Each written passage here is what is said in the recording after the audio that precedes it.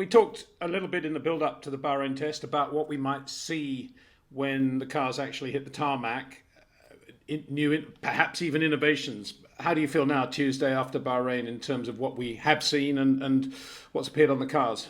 Well, to be honest, overall, I'm a little bit disappointed in terms of someone finding something really interesting, very innovative as a solution to the changing regulations, and bearing in mind because of so much of the rest of the car has been frozen on the mechanical side. Really, aero is all that teams have had to play with, plus their development tokens.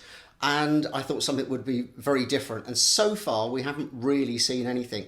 There's some talk about Mercedes. There's talk about McLaren solutions, which I think the mainstream motorsport press have kind of gone over the top with. They're interesting, but not kind of killer solutions. So overall, I'm a little disappointed. I think we've still got a few little things that may turn up when we get to the first race, particularly on the Mercedes. Again, we'll talk about that. So overall, a bit disappointed, but otherwise, the test went very much as we expected. Everyone came with a small few updates on the first day of the test, and then incrementally brought extra bits and pieces, particularly around the floor and the diffuser, which are the key development areas this year. Otherwise, the one thing that really surprised me was just the range of competitiveness up and down the grid. Everyone seems to have really picked up their game, and the whole pack seems to have squeezed closer together. Obviously, there's the question mark lurking over exactly where Mercedes are, but certainly everyone else is looking very good, which shapes to be a really interesting season, which us as fans, is fantastic. Well, let's start off by having a quick look at the Mercedes and McLaren upgrades that we saw in Bahrain. So taking Mercedes first, first of all, there's lots of questions around Mercedes. Are they competitive? Do they have a problem? Is it a fundamental problem? Is the car we've seen even the car that will appear at the race in Bahrain? Because we know that they are testing this week. They've got a filming day, as we call it. But again, we haven't really seen the evidence there of what they're doing with their development tokens. I think the one thing that everyone was talking about on the Mercedes, particularly the first day, was the first picture we got of the floor when we didn't have the covers which were on the car during the launch. And on the floor edge, particularly exactly towards the front, you just saw these little carcellations on the floor edge with a little flap over it. Normally you would just get one large opening or curl at the end of the floor, and again everyone got very excited about this, and I think already a lot of the media were kind of salivating over the secret that Mercedes said that they were hiding, when clearly everyone else was hiding what they had on the car as well. But these are interesting little developments. We've seen Mercedes play with serrated and wavy edged wings before, so this isn't anything particularly new. And I don't think it's something that's massively important in terms of overall performance. It's quite a nice, interesting detail, as each of those little sort of carcellations will pull the air and create a slightly lower pressure under the floor, a little bit better than one large one. It's interesting no one's played with that before. Again, I don't think it's the killer solution that we were expecting. So, Mercedes, we've seen that they had reliability problems, gearbox. With the Mercedes gearbox, we should point out, so that was also on the Aston Martin, but not on the Williams nor on the McLaren. So there's a gearbox issue. And again, some of the talk around the gearbox was a little confusing because, again, we don't know what Mercedes have done with their two development tokens. There was some talk that was the 2021 gearbox that failed, and they went back to the 2020 gearbox. I'm not sure if that is truly the case. If that is the case, that it's a 2021 gearbox, then they must have spent their development tokens on the gear carrier, the carbon case around everything that holds the suspension and the rear crash structure onto the car, and then also the gearbox cassette that holds the gear cluster itself. Now, I don't think they've spent their development tokens there.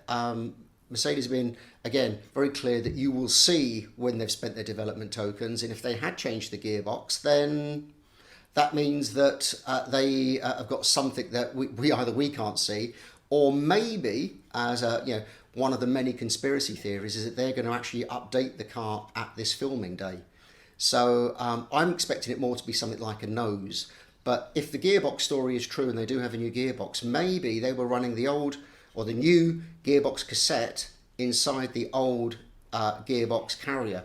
And this theory, as a conspiracy theory, holds quite well, because reliability problems, the two weren't designed to go together. The car had rear stability issues, which could be to do with the way the rear suspension set up. And if they introduce a new gearbox carrier and therefore a new rear suspension during this filming day ready for the first race, then maybe that is the cure for the problem that it really shouldn't have been there in the first place. I don't know. We'll literally just have to wait and see. It's interesting, but I think anyone writing off Mercedes too early would make a mistake. But it does kind of give us a little tantalising hope that at least early in the season there could be some competition out there for the wins. And just to be clear, Mercedes actually said the problem which curtailed Valtteri Bottas running was a gear shift problem as distinct from gearbox problem. So that would kind of fit in with what you've just outlined. Exactly. Again, just a theory, but I'm expecting something visual because of what Mercedes have hinted at throughout. And I think often we can take Mercedes at face value with sort of stuff like this. So if it's going to be their token spend, I think it's going to be something big and obvious. So it could be a major rear suspension change, or it could be something more visible like the nose, for example, which has stayed fairly static for a few years. And we've seen lots of other people play with the nose design to make the most of the cape, which obviously was a Mercedes innovation in the format that it's currently running Formula One. So again, maybe changing the shape of the nose to maximise that would be my other kind of best guess. But we'll see soon enough when the footage comes out from the test, assuming Mercedes give us some sneak pictures of it.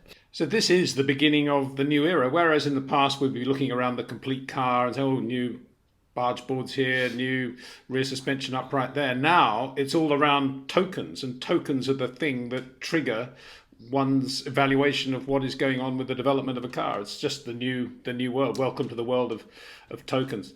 So McLaren, what about McLaren then? So I mean, McLaren, we spoke about the car at its launch, and as we said, it's a very tidy update of the MCL 35. They've done a lot of work to package that Mercedes engine, and again, no one's in any doubt that that's a very good engine in there. As I say, they have their own gearbox, so they haven't had whatever the gear shift problem was on the factory Mercedes gearbox. But the thing everyone's talking about on the McLaren is their diffuser, and again, lots of people get a little bit overexcited. And certainly a misreported aspects of this. So over the winter, there was a regulation change. There were three key aero regulation changes. There was the tapering of the floor in front of the rear tyres, there was the narrowing of the brake ducts, and there was a change to the way the vanes hang in the middle of the diffuser.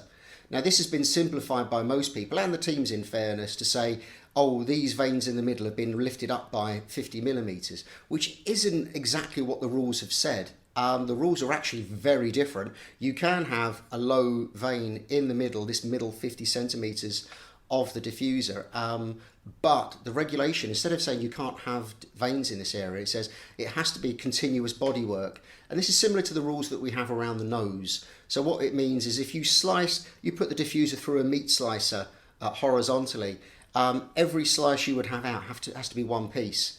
Now, normally, in recent years, when this regulation didn't apply to the diffuser, the vanes in the middle of the diffuser would actually be kind of slightly detached. They would start further back from what we call the boat tail, where the shape of the bodywork forms up inside the diffuser.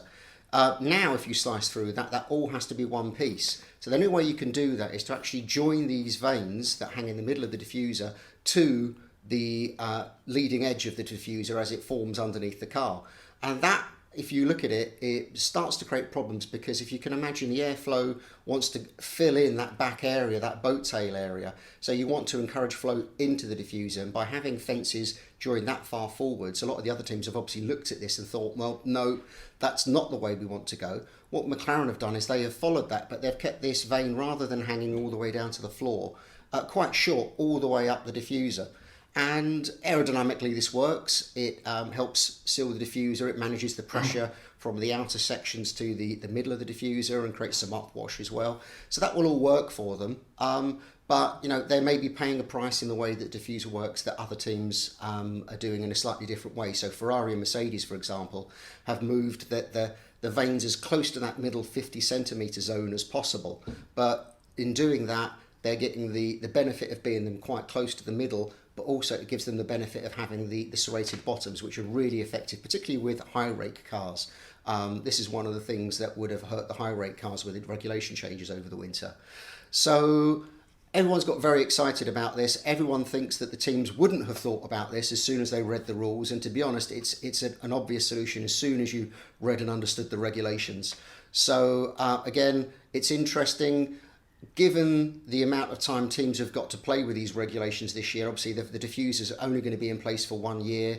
They need to be looking at their 2022 car. So I would doubt any team would devote now too much time to looking at these vanes as part of an immediate development. Maybe a mid-season upgrade package, something in that area might work. But I don't think this is something that every other team now needs to rush off and have a look at, or in the case it would be a second look at vanes in that area. So nothing to get excited about, although certainly the performance of the McLaren bodes very well for their competitiveness this year. Yeah, all credit to James Key and their aerodynamicist Pete Prod.